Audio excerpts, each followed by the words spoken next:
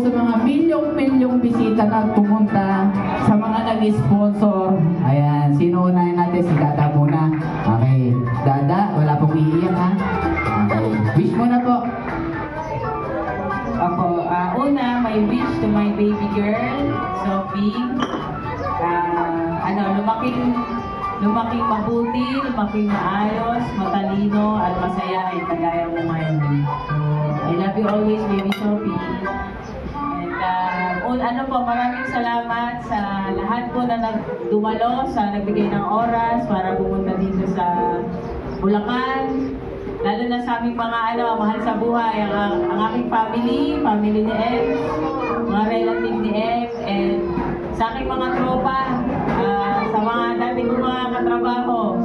Salamat sa time, salamat sa oras nyo, sa pagpunta dito.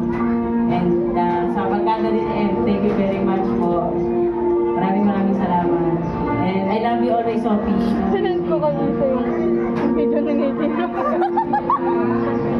Ako may ayos eh. Iiyak ka na yun!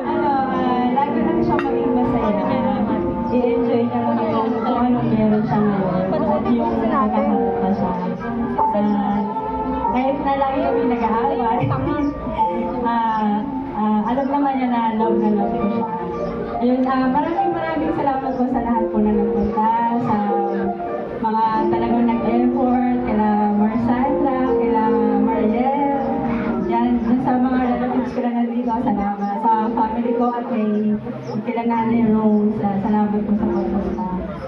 Yun na, ang wish ko sa'yo, baby, lumaki ka na may takot sa Diyos, maging mabuting tao sa kapwa. Happy birthday, I love you.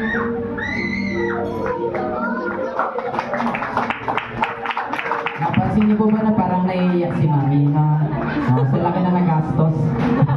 Just kidding. Alright, so may final message si Sophia para sa inyo. Thank you po.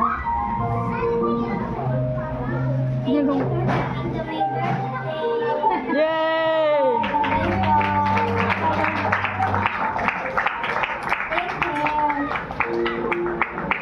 Yung iba daw po iti-text na lang, no? Ayan, syempre, maraming salamat kay Sophia, kay Dada, and of course kay Mami. Maraming salamat sa mga libo-libong bisita. Maraming salamat sa inyo. Ayan, hindi po dahil sa inyo, kay Sophia, nakakalabang tambay kami ngayon. Pag-ibilang kami na sasakyan na dadaan.